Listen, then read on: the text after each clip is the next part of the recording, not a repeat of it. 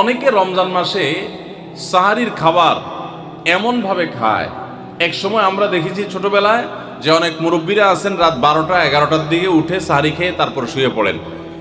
এটা যেমন একটা ভুল ছিল, সাহারি হলো শেষের দিকে খাওয়া উত্তম, ওনারা খাইতেন আগে। অতিরিক্ত সতর্ক যেটাকে বলে। ফজরের পর কোনো ঘুম নেই, ফজরের পর একটু কোরআন তেলাওয়াত করেন।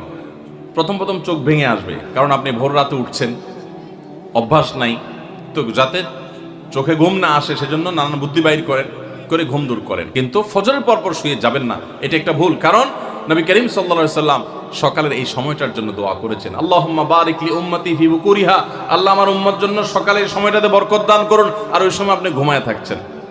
অনেকে রমজান মাসে সাহারির খাবার এমনভাবে খায়, এক সময় আমরা দেখেছি ছোটবেলায় যে অনেক মুরব্বীরা আছেন রাত 12টা-11টার দিকে উঠে সাহারি খেয়ে তারপর শুয়ে পড়েন।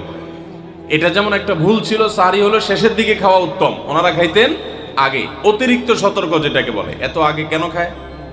যে শেষের দিকে খেলে রোজা হয় না হয়, জন্য 12টার সময় 4-5 ঘন্টা আগে খেয়ে ধুয়ে দিলাম। এটা হলো বেশি সতর্ক হওয়া। বেশি সতর্ক হওয়া বুঝেন? সাহারি অনেকে রাত 12টা-1টার সময় খান, এটা হলো অতিরিক্ত সতর্কতা। এত বেশি ভালো না, এত অতিরিক্ত সতর্ক হওয়া বরং নিষেধ। হাদিসে নবী সাল্লাল্লাহু আলাইহি ওয়াসাল্লাম আমাদেরকে সাহারি শেষের দিকে খেতে বলেছেন। যদি সাহারি খাইতে না পারি তাহলে আর ওই দিন রোজা রাখি না। অনেক লোক আছে বলে যে আজকে সাহারি খেতে পারি না, এই জন্য রোজা রাখি না। তো সাহারি না খাইতে পারলে রোজা রাখবেন না কেন? সাহারি খাওয়াটা সুন্নত আর রোজা রাখাটা ফরজ। আপনার সুন্নত ছুটে গেছে, কোনো অসুবিধা নেই। সাহারি না খেলে রোজার কোনো অসুবিধা নাই।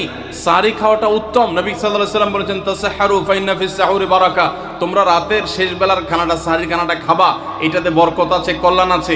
দুপুরের খানায় বরকতের কোনো ঘোষণা নাই, অন্য কোনো খানায় বরকতের কোনো ঘোষণা নাই, কিন্তু সাহারির খানাতে বরকতের ঘোষণা আছে। এই জন্য আমরা সাহারির খানাটা মনে না চাইলেও অল্প স্বল্প কিছু হলেও মুখে দেওয়ার চেষ্টা করব, কারণ সেখানে বরকত আছে, কল্যাণ আছে। কিন্তু কোনো কারণে সাহারি মিস হয়ে গেছে, ঘুম থেকে উঠতে পারেন নাই, আজান হয়ে গেছে, তাহলে এই অজুহাতে রমজানের ফরজ রোজা না রাখার কোনো সুযোগ নাই। কষ্ট একটু বেশি হতে পারে ওই দিন, তাতে কিছুই হবে না। আমরা আসসালামু আলাইকুম। তো সবাই শেখ আহমদুল্লাহ হুজুরের কাছ থেকে শুনলেন সেহরি খাওয়ার সময় আমরা যে ভুলগুলো করি, সেই ভুলগুলো কখন কিভাবে আমরা করি সেগুলো শুনতে পেলেন। তো আরও শুনতে থাকুন, দেখুন হুজুর কি বলে, বিশ্লেষণ ওনার মুখেই শুনতে পারবো আমরা।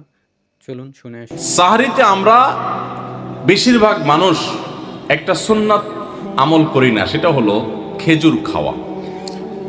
সন্ধ্যার সময় ইফতারিতে যখন আমরা সাহারি খাই তখন তো সবাই আমরা জানি, আমরা ইফতারিতে যখন খেজুর খাই তখন তো আমরা সবাই মোটামুটি জানি যেটা সুন্নত। কিন্তু সাহারিতে খেজুর খাওয়া যে সুন্নত, এটা ম্যাক্সিমাম মানুষ আমাদের দেশে এখনো জানেন না। নবী করিম সাল্লাল্লাহু আলাইহি সাল্লাম বলেছেন, নি'মা সাহুরুল মুমিনি আত-তামার, ঈমানদারের সবচাইতে উত্তম সাহারি হলো খেজুর। সাহারির সময়, ভোর রাতের সময়টা হলো দোয়া কবুলের সবচাইতে মোক্ষম সময়। 24 ঘন্টার ভিতরে দোয়া কবুলের সবচেয়ে আদর্শ সময়, যে সময়ের দোয়া কবুলের সম্ভাবনা সবচেয়ে বেশি, সেটা হলো ভোর রাতের সময়টা। আমাদের একটা বড় ভুল হলো সাহারির এই সময়টাকে দোয়ায় আমরা মনোনিবেশ করি না। সম্ভব হলে 2 রাকাত নামাজ পড়েন, 4 রাকাত নামাজ পড়েন। সেটা যদি না পারেন তো সাহারির খানার শেষে অথবা আগে আপনি আপনার রুমে গিয়ে লাইট বন্ধ করে নিরিবিলি জায়গায় একটু আল্লাহর কাছে হাত তুলে একটু চোখের পানি ফেলে চান, দোয়া করেন। দোয়ার এই সুযোগটা 11 মাস আপনি পান না, রমজান মাসে সাহারির উসিলায় পেয়েছেন, তো আপনি সেই সুযোগটা কেন হাতছাড়া করবেন? আমি বিনয়ের সাথে বলতে চাই, একজন মানুষের জন্য আমরা এই সুযোগটা হাতছাড়া না করি। ডিয়ার ভিউয়ার্স, রমাদানে সেহরি একটি অত্যন্ত গুরুত্বপূর্ণ আমল আমাদের। তো রোজা রাখার জন্য সেহরি করা অত্যন্ত গুরুত্বপূর্ণ। তো সেহরির সময় যে ভুলগুলো আমরা করে থাকি সেগুলো নিয়ে শেখ আহমদুল্লাহ হুজুর কাছ থেকে আমরা এতক্ষণ শুনতে পেলাম। উনি যে বিষয়গুলো আমাদের সতর্ক করলেন। ডিয়ার ভিউয়ার্স, ভিডিওটি ভালো লাগলে লাইক করুন, কমেন্ট করুন, শেয়ার করুন অ্যান্ড সাবস্ক্রাইব করুন আমাদের ইসলামিক চ্যানেলে। নতুন ইসলামিক ভিডিওর জন্য, ভিডিও রিয়াকশনের জন্য আমাদের সাথেই থাকুন। ভালো থাকুন। আসসালাম।